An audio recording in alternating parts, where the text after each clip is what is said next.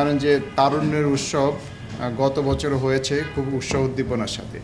এর মূল উদ্দেশ্য ছিল যে আমাদের যারা যুব আছে তাদেরকে মূল স্রোত দ্বারা সম্পৃক্ত করা, তারা যেন খেলাধুলা, জ্ঞান অর্জন ইত্যাদির সাথে সম্পৃক্ত থাকে। গত বছর ডিসেম্বর থেকে ফেব্রুয়ারি পর্যন্ত যে তারুণ উৎসব হয়েছিল, প্রায় 4.5 কোটির মতো সম্পৃক্ততা ছিল বিভিন্ন, শুধুমাত্র দেশে নয় বিদেশি মিশনগুলোতেও। তারই যেহেতু ওটা গত বছর খুব সফল একটি ইভেন্ট ছিল, তারই ধারাবাহিকতায় উপদেষ্টা পরিষদের সিদ্ধান্ত হয়েছে যেন তারুণ উৎসবটাকে আমরা এটা অব্যাহত রাখি। এবং তার প্রেক্ষিতে প্রধান উপদেষ্টার কার্যালয়ে মুখ্য সচিব মহোদয়ের সভাপতিতে একটি সভা হয়েছে এবং সব মন্ত্রণালয়ের সচিবগণ সেখানে ছিলেন। ফোকাল পয়েন্ট হিসাবে তারুণ উৎসবকে আমরা এই বছরও পালন করব। যুব ক্রীড়া মন্ত্রণালয়কে নিযুক্ত করা হয়েছে ফোকাল পয়েন্ট হিসাবে, এবং তার অংশ হিসাবে আমরা নতুন একটি উদ্যোগ গ্রহণ করেছি এবার। সেটি হচ্ছে নীতি প্রতিযোগিতা, পলিসি কম্পিটিশন, এবং 10টি সরকারি এবং বেসরকারি বিশ্ববিদ্যালয়কে প্রাথমিকভাবে নির্বাচিত করা হয়েছে। এবং ইতিমধ্যেই আমরা সকল বিশ্ববিদ্যালয়ের ভিসি মহোদয়গণের সাথে আমরা সভা করেছি এবং তারা স্বতঃস্ফূর্তভাবে আমাদেরকে এই পলিসি কম্পিটিশনে সহযোগিতা করার জন্য আশ্বাস দিয়েছেন। এর মূল উদ্দেশ্য হচ্ছে আমাদের যারা তরুণ আছে, আপনারা জানেন যে আমরা যে সমস্ত পলিসিগুলো প্রণয়ন করি, স্টেক হোল্ডার কনসালটেশন, যেটা অংশীদারিত্ব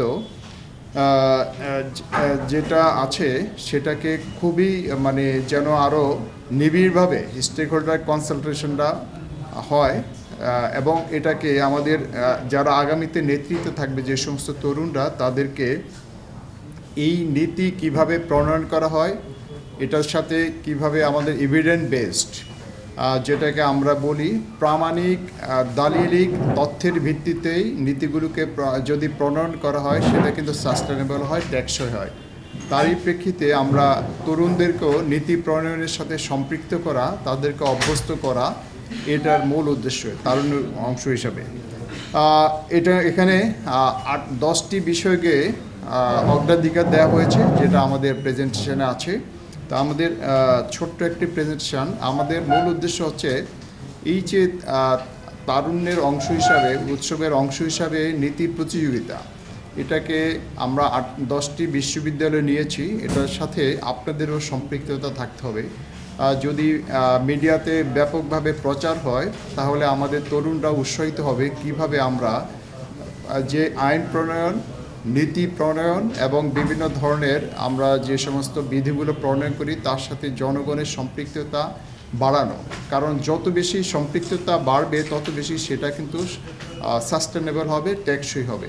তো আমাদের যিনি ফোকাল পয়েন্ট হিসেবে আছেন, ডক্টর জোবাইদ হোসেন, যুগ্ম সচিব, ডাক ও টেলিযোগাযোগ মন্ত্রণালয়, যুব ক্রীড়া মন্ত্রণালয়, তিনি এটার উপরে কাজ করছেন ফোকাল পয়েন্ট হিসেবে। তার একটা ছোট্ট প্রেজেন্টেশন আছে, আমি তাকে অনুরোধ করছি এটা প্রেজেন্টেশন দেওয়ার জন্য।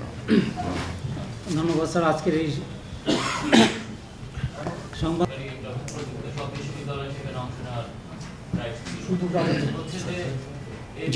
শিরোনামগুলো যখন মনে হচ্ছে যে এটা একটা প্রবন্ধ প্রতিযোগিতা, আপনারা দিয়েছেন যে এটা পলিসি প্রতিযোগিতার যে 10টা শিরোনাম যেগুলো, এটা মনে হচ্ছে যে এটা একটা প্রবন্ধ উপস্থাপন করবে, সেটার উপরে আপনারা মূল্যায়ন করবেন। এটা আসলে আমরা প্রাথমিকভাবে, হ্যাঁ বলেন,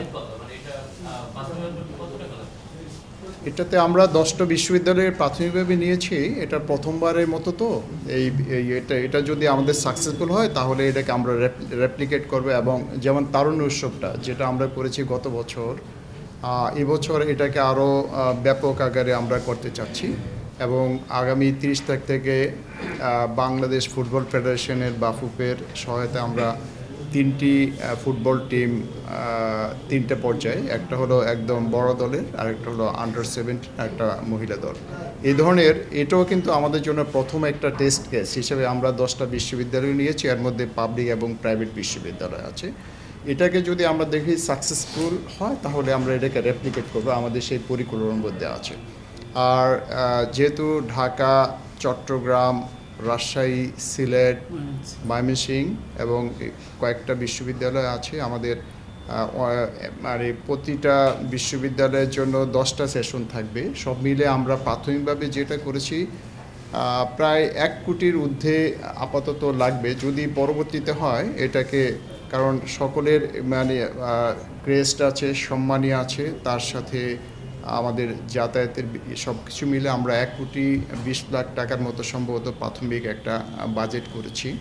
তো সেটা আমরা পর্যালোচনা করে এটা কম বেশি হতে পারে, পরবর্তীতে দেখা যাবে। আর দ্বিতীয়ত আপনি যেটা বলেছেন পলিসিটা হচ্ছে যে পলিসিটা কি, ইটস আওয়ার গাইডিং প্রিন্সিপাল, যে আমরা ভবিষ্যতে কোথায় যেতে চাচ্ছি সেটাই পলিসি।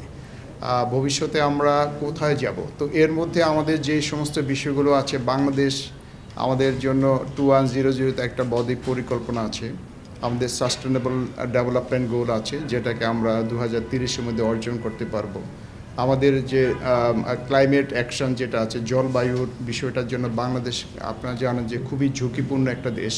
ক্লাইমেট চেঞ্জের ব্যাপারে আমাদেরকে তাদেরকে কনসেপ্টটা কি, তারা কি ভাবছে, কৃষি সম্ভাবনা, আমাদের জুলাই গণ অভ্যুত্থান, তার সাথে পররাষ্ট্রনীতি, এই বিষয়গুলোকে অ্যালাইন করে আমরা চাচ্ছি তরুণদের যে ভাবনাগুলোকে নিয়ে এসে আমাদের পলিসির সাথে এটাকে কীভাবে অ্যালাইন করা যায়, সেই জন্য আমরা এই বিষয়গুলোকে প্রাথমিকভাবে নিয়েছি।